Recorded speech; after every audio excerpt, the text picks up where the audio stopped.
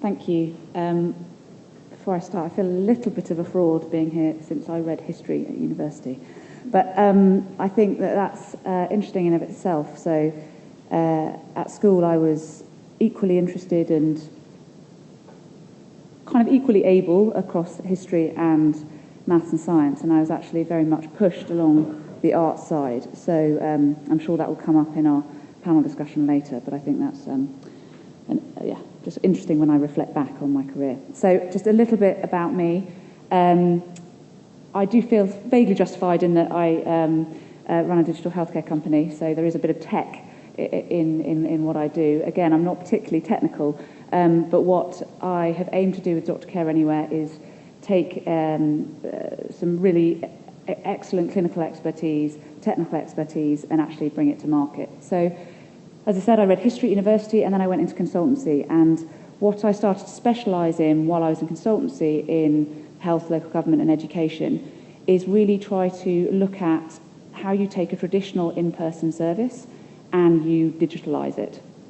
So what that means in essence, a good example is if you live in a London borough and you have to go and get a parking permit, hopefully you no longer have to take half a day off work, go to the town hall, queue up, fill in a bunch of forms, and then get home, only to realise that you didn't take the right ID, you have to go back in again. And hopefully you can do it on your council website or on an app while you're watching whatever you might be watching at 10 o'clock at night on your smartphone or your iPad. So that's kind of really understanding not just what you do, so you don't just pick up an in-person service and basically put it on a web form. You think about how you change not only the customer journey, but how do you encourage people to act differently to how they've always acted before. So I took those skills that I'd done in those sectors, and having been a consultant for over 10 years, I was a bit fed up with reports going on dusty shelves and not really seeing the change, in some places more than others. And I thought, actually, I wanted to be part of a doing organisation, and I want to be part of that change. So I worked a bit in an education consultancy where I was looking at how would you digitalise education, how would you digitalise that teacher or tutor-pupil relationship. And on that journey, I was then introduced to a software company who was just starting to work on the concept of Dr. Care Anywhere, so about a month in. So I then met the doctors that had originated that idea, and then hence Dr. Care Anywhere was formed. So what I'm going to do today is just step back a bit from Dr. Care Anywhere and really take a view on telemedicine. And there's lots of different words that you can use for what Dr. Care Anywhere does, and telemedicine has lots of different definitions depending on who you're talking to. But what I want to talk about today is around how technology is really changing primary healthcare, so before you go into a hospital, primary healthcare globally, to really transform the healthcare systems that exist today. So currently, across the world, you have very fragmented healthcare systems. This is partly to do with the capital cost of delivering healthcare. So hospitals cost a lot of money. So either governments do it or very rich companies do it, but you can't buy all the hospitals up in an organisation, in a country. So you have to be close to the hospital that you have. So you end up getting this fragmentation. Arguably, and this is an area that I'm not an absolute expert on at all, but I talk to my clinician colleagues, and I've read some reports on it, that actually the way in which clinical education is set up and the way you go through med school actually can possibly promote that fragmentation, that disincentivization of working together as a whole. And so you do start to get quite a siloed and fragmented system. So back to telemedicine and why I think this is potentially an area that will solve that fragmentation and will transform healthcare globally, and how consumers again is a very loaded word, but what I mean here is people that are managing their own healthcare, so all of us, how that is going to change with how you access and receive healthcare globally. So telemedicine is not new. So when I'm talking about telemedicine, I'm talking about clinical diagnosis or advice from a different location to where the person is receiving it. And historically, it has happened a lot in the oil and gas industries. So people on oil rigs, they get ill, there'll be someone that's partially medically trained, and if there's something serious, they'll call a doctor back in wherever it is, so it might be America. And that was done by big satellite phones. Nobody had smartphones, so there was one big phone, a partially trained clinician, and then so it would be clinician to clinician. And however, despite that, you have this point where, yes, it's been going on forever, but the actual proliferation of it has been very, very partial. However, over the last 5 to 10 years, there's been lots of research about what can be done remotely. So the NHS does a lot of its primary care consultations via the phone now, and the research from the NHS says that over 60% can be done by phone alone. And the National Ambulatory Medical Care Survey in 2006 said that 70% of consultations of primary care consultations could be done through telehealth. So you're seeing the potential of a huge growth from 2014, still quite a significant number of telemedicine activities, through to 2020, an enormous growth. And why is that happening? So why are we at that point of massive, rapid expansion? So as I said before, traditionally the delivery of telemedicine was done in emergency and specialist care. And why was that? Because there was limited and unreliable connectivity and unaffordable access to that connectivity. So you had that single satellite phone and you had to have that wired connection to enable you to do that. So when you look across the world, and it's not just, I know the UK market pretty well, but when you look across the world, it is happening, across the world. So in Africa, when you look at the smartphone growth, so again, accessible, financially accessible to, 300 million smartphones, that's going to grow to threefold to 929 million smartphones within 5 years. And then you look at the number of health apps. So I'm sure you're going to talk of that a bit later. Again, that proliferation of connectivity and being able to access that information via an affordable device is transformative. At the same time as that connectivity and access has transformed immeasurably over the last 5 years, and it really has been that quickly. Like, we will all remember, with going to Blockbuster and having to drive in there and park up, go in there with your bits of identification, only to be told, actually, no, sorry, it's out of stock. We would not dream of doing that now. You walk into your front door, within 3 clicks of whatever device you have, you'd be able to watch whatever film you want from whenever. So the expectations of what is available to you and what you can do in your life have immeasurably changed in a very short space of time. So what that then does on healthcare is create quite high consumer demand of what you should be able to do. So when you are delivering something within healthcare and you're delivering an app, you're not just competing in a consumer's mind's eye or a patient's mind's eye with their experience of healthcare so far, like Googling symptoms or walking into a hospital. By delivering an app, you are actually competing with Uber, the usability of Uber, the usability of Amazon Prime, the usability of Deliveroo. So that thought about consumer experience and that customer journey has to be thought about when you're looking at transforming the way people access and receive healthcare. At the same time, there has been that cultural change. So again, a lot of my background was around customer behaviour change, and it is gradual, but the expectation that actually you don't need to necessarily physically be in the same room as your doctor, and actually having the right information and having that video interaction with a doctor can deliver to the patient the same level of care and can be delivered to the same level of expectation that the consumer would expect.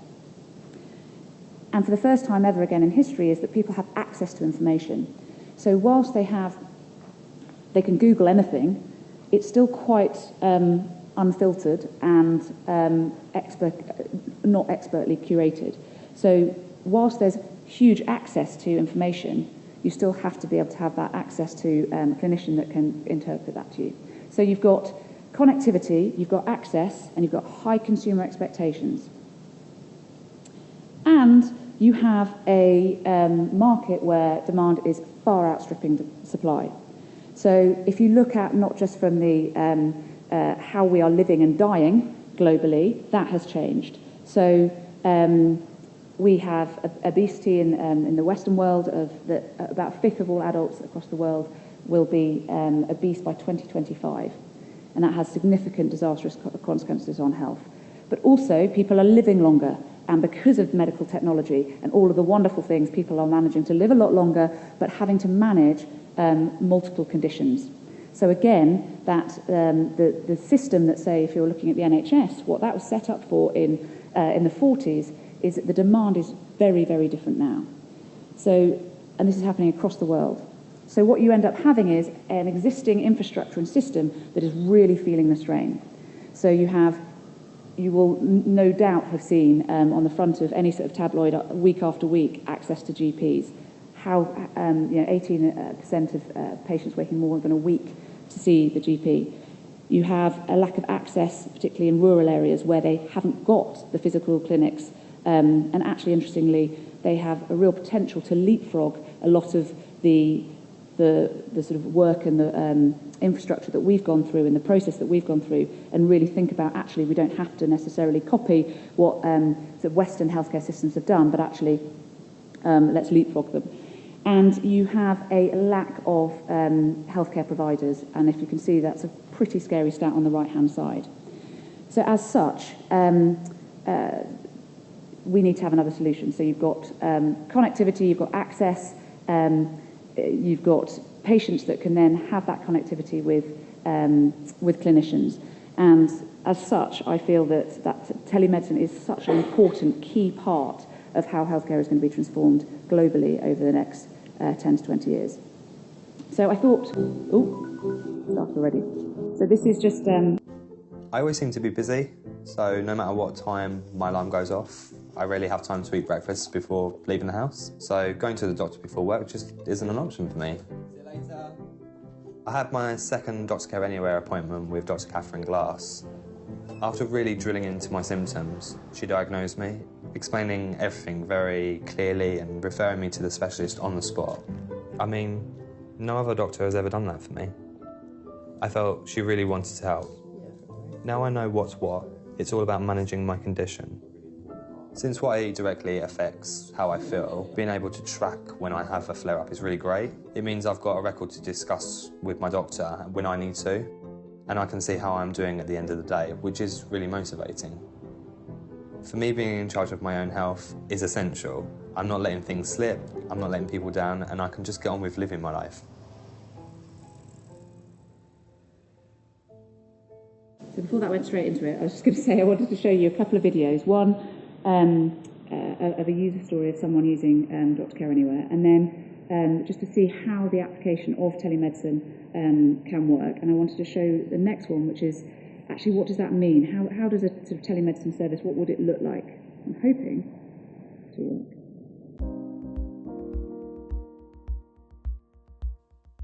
Doctor Care Anywhere gives you all the tools you need to manage your health in one handy place. You can use it on any device, anywhere in the world, and have your appointments on any computer, smartphone, tablet, or landline telephone. Booking a GP appointment is quick and easy. Just press Book an Appointment, choose whether you want a video or phone appointment, set your location, pick the doctor you'd like to see, and book your slot. Once you've chosen your slot time, you'll also need to tell us what's been troubling you and any symptoms you might be experiencing. Because we want you to get the most out of your appointments, we've made it easy for you to give your doctor a full picture of your health. You can add images and documents to your patient record and update your medical history with information like past conditions, allergies, and family history. 10 minutes before your appointment starts, you'll receive a reminder by email and text message. You'll then be taken to our waiting room, where you can check that the camera, microphone and speakers on your device are all working properly. Once you're all settled and ready to start, you'll be able to discuss your health concerns with your doctor. During your video appointment, you'll be able to send chat messages and even add images and documents for your doctor to review. At the end of your appointment, your doctor will advise you on the best course of action and will be able to write referrals and prescriptions for you if they're needed. Then once you're done, you'll be able to leave feedback on how you think the appointment went, just so we can help make our service better for the next time you use it. After your consultation, your appointment notes, prescriptions and referrals will be saved to your patient record, and you'll be able to access them at any time.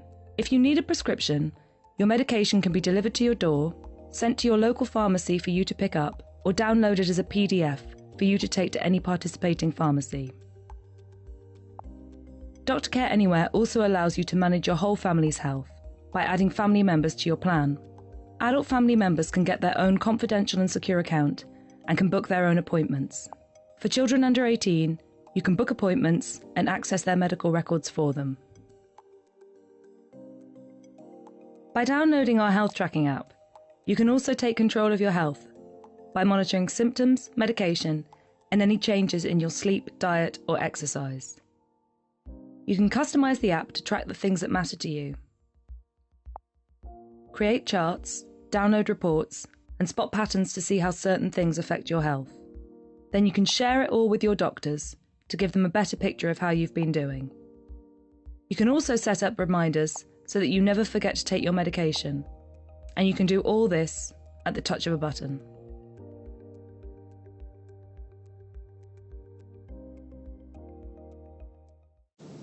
So just before I finish off, I just thought it would be worth sharing some of